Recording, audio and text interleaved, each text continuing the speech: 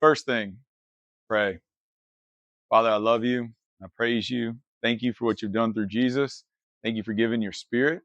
Thank you that we could even grab a hold of your word that has been written, but also listen for your voice within us by your spirit. So speak, Lord. Give us ears, give us eyes and hearts that can see, that can hear, and that can understand how to love you better.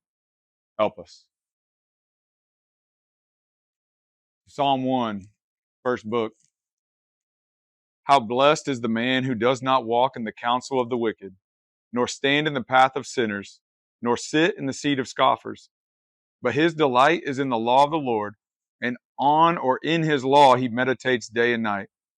He will be like a tree firmly planted by streams of waters, which yields its fruit in its season, and its leaves do not wither, and in whatever he does he prospers. Verse 4, the wicked are not so, but they are like chaff, which the wind drives away.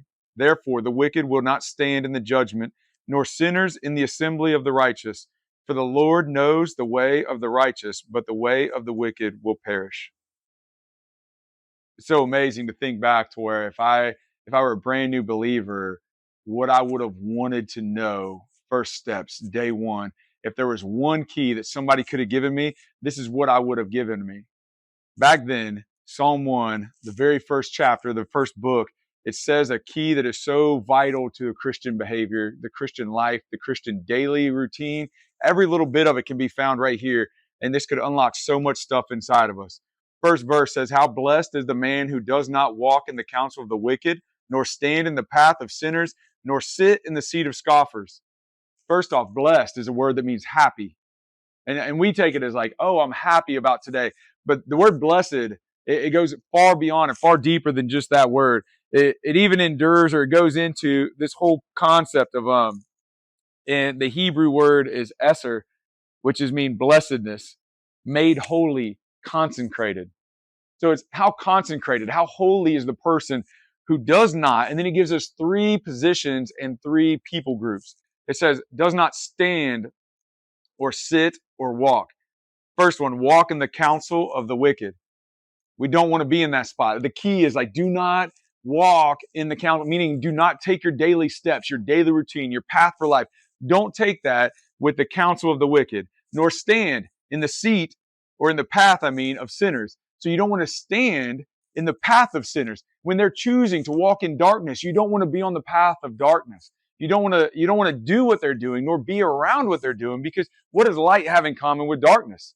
Nothing. So he gives us these postures, and there's far more we could take from this, but to move forward, he says, don't sit in the seat of a scoffer.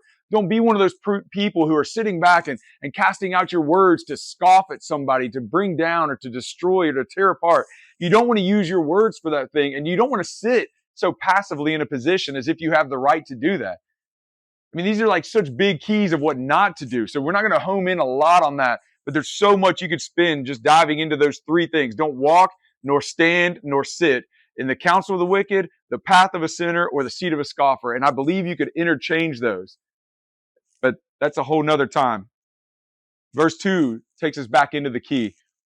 Using the first phrase of verse 1, it says, how blessed is the man who does not, but, verse 2, but his delight is in the law of the Lord, and in his law he meditates day and night. Pause there. But, meaning does not, but what he does do is this. He delights himself in the law of the Lord, and in his law he meditates day and night. The phrasing of all that is like, you make it your delight, the law of the Lord. And the way I would describe that is like, a lot of times we think about all the commandments of God and how there was 10 commandments by God given to people. And then the Pharisees, Sadducees, the scribes, they added on another 603. So there's like 613 when Jesus, who is the Lord, showed up. Side note, be a child. Simplify. Don't get wise. Romans 1:22 says, claiming to be wise, they made themselves fools. We don't want to be the fool. We want to be so childish that we live by faith. Because he says it, he means it. So let's just break this verse down. Who was the Lord? It's the old Sunday school answer of Jesus and get a gold star. But more practically, it really is. Jesus is the Lord, Master. So the law that Jesus left us with, take this prophetic. I'm not saying this is all absolute, but I'm saying dwell on this, chew on this. If he is the Lord, what did he say when asked what was the greatest commandment? What was the greatest of the law? And he said, the first and greatest commandment is this: to love the Lord your God with all your heart, with all your soul, with all your mind, and with all your strength. So those four faculties that make up the human being, we are supposed to be delighting ourselves in that law. The second he said was like it, to love others as yourself. And if we would just meditate on that day and night, delight ourselves in that day and night, there's a huge promise here. So this is what my encouragement, before I tell you what the reward of this faithful act is, the reward is not over comparison to the obedience that you need to form in your life, the discipline that you need to form in your life. A phrase is this, and write it down. To delight yourself, you first need discipline. So to delight in something, you must first discipline yourself in it. Discipline leads to delight. So to meditate or delight yourself in the law of the Lord, you've got to first choose to put this in front of you. Not just what God has commanded us in Scripture, but also like constantly walking around. What does it mean to delight yourself in it? You got to discipline yourself to go, okay, that is not your standard of love, Lord. I'm not acting in love towards you. I'm not acting in love towards others. And if I can choose to humble myself to realize that I'm not acting in love to people, then I could actually start changing my behavior. And if I discipline my behavior to be that of love, then I could actually start delighting in it because there's a reward in that obedience. Never forget, to love God is to obey his commands. And his commands are not burdensome. So to choose the pathway of love, it's like, man, that is such a key to choose to walk in love, because not only do you have love being patient and kind and the things in 1 Corinthians chapter 13, but you're actually obeying his law. And if you discipline yourself to obey his law, I promise, walking in obedience, you will start to delight in it because your path will be easy and the burden will be light. It is beautiful. So going back to this key, his delight is in the law of the Lord. Discipline yourself to constantly be meditating on this thought. This is the key. God, how do I love you better right here? If we could discipline ourselves in every moment to say, God, how do I love you better right here? How do I love you better here, Lord? If you could imagine a spouse whose spouse comes back, and as that spouse comes back, they walk in and the first question out of their mouth goes, hey, honey, how could I love you better tonight? That would move their heart. A sincere request like that would move their heart. Just imagine what it would be like. I mean, for me, if my wife walks in and goes, hey, babe, how can I love you better tonight? I promise, not only would I probably tear up a little, but then I would look over and go, oh, babe, I mean, if you mean that sincerely, here, do this. I would have something. And in the same way, if we would start delighting ourselves through discipline to ask God this question constantly, whether you wake up and get out of bed, you look at your closet and all the clothes you have, you look at your car and the route to work, you stop at a gas station and you go, Lord, is this the one where I can go to love you? Or is there another one to choose? Like, Lord, is this what I wear today to win favor with people so I can show them love? Or is there a different outfit I should put on? Is this the speech I should use? Like, Lord, how can I love you in the way I talk in this scenario? When I'm with these people or when I'm doing these things, Lord, even if I'm just laying in my bed, how can I love you better as I lay here to rest tonight?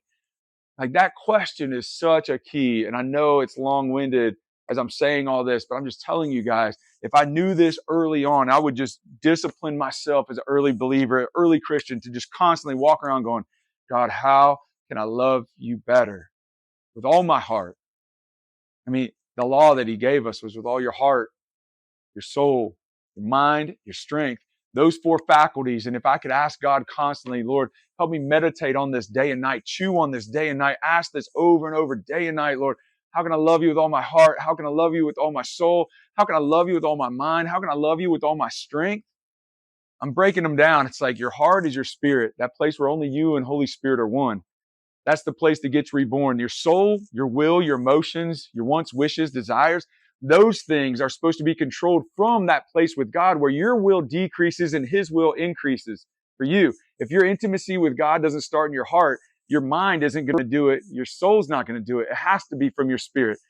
But that spirit can control, and you can make your soul bow down and serve God by serving what he gives you from your heart. Your soul, then your mind, which is your thinking processes and your thought process for how you choose to do and operate and behave. Just like if I were to say, hey, give me a high five, your flesh knows what this looks like with its eyes, but your brain registers that as a moment you might want to give me a high five and reach out to do it. And you would actually maybe even smile and enjoy the moment, because we know high fives are positive, and that's a good thing. We've been trained that, so that's how we receive it, but that doesn't mean your heart's in it. And that doesn't mean when you see a high five, we stop and go, oh, Lord, do I do a high five, or is that a bad moment? And I'm not saying you need to for a high five, but on the things of life, our behaviors and our actions, like, man, we have to start from our heart. So he says, you will search for me and you will find me when you search for me with all of your heart. So the first and greatest key to start, not the greatest, but I would say the first key that I would want to give someone to unlock the Christian life, to learn how to walk in this thing, is to discipline yourself to ask, God, how can I love you? And be still to listen to the leadings of his Spirit. And if you would be willing to discipline yourself long enough, you will soon find delight.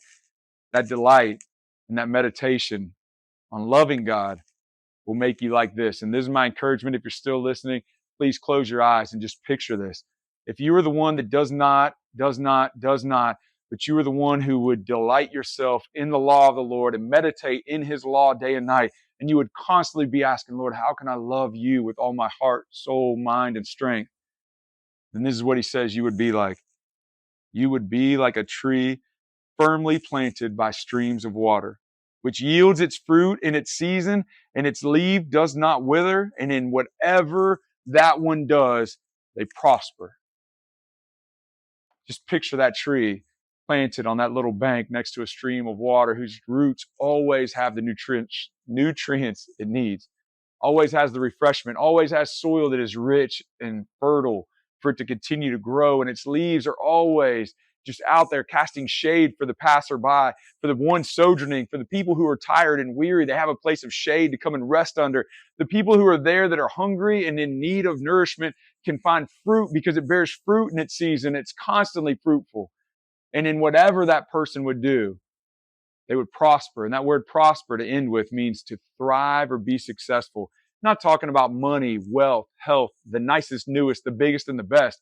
What he's talking about is your heart would thrive and be successful in whatever you do. Your soul would thrive and be successful in whatever you do. Your mind would thrive and be successful in anything it's set on. Your flesh would follow and be successful and thrive in all that you do. The greatest thing that I could give to an early believer to really ponder on and chew on would be to love God. If you're a mature believer and you've been down the road for a long time, another thing that I would give that one is to love God. If it's me in the middle or the beginning of my journey, I would still say, man, Doug, you need to get to loving God and focus, constantly be asking, God, I'm in this situation. I've never lived this moment before. How can I love you better in this one? The next one, in this one, the next one, in this one. And he will so fill you over time when you get your whole heart in it. And he will satisfy you that you would be so thriving and so successful that in whatever you do, they would see it. And I promise you, they would be drawn to him. They may still be rejected, but I promise you, because love does not fail. And when he steers you to love, you would never fail operating in love, in the obedience to his command. So again, Psalm 1, first chapter. Find the key in there. Wrap that thing, bind it on you. Like, grab it, hold it, put it on a place you'll never lose it. It is so hard to keep that for the rest of your life. But I promise you, if you would take a season and just dive into chapter 1 and you would just fight for it to go, God, I don't want to stand nor sit nor walk. God, I don't want to be a scoffer, a sinner, or I don't want to be in the pathway of the wicked. Like, I don't want to do these things. I want to discipline myself to constantly be meditating on how can I love you better. It'll change your life forever. So, God, put your blessing on any ear that is open to hear, any eye that is willing to see, any heart that is open to understand. And God, thank you for keys and principles, because through our love for you, it's our obedience. And our obedience shows our love for you. And that love from you comes in either blessing or discipline. And this is a key to walk in your blessing for all of life and to fulfill your commands and show you how amazing you are and worthy to be obedient to. So God, I love you. And thank you for whoever's listening. Stir up their hearts, Lord. Amen.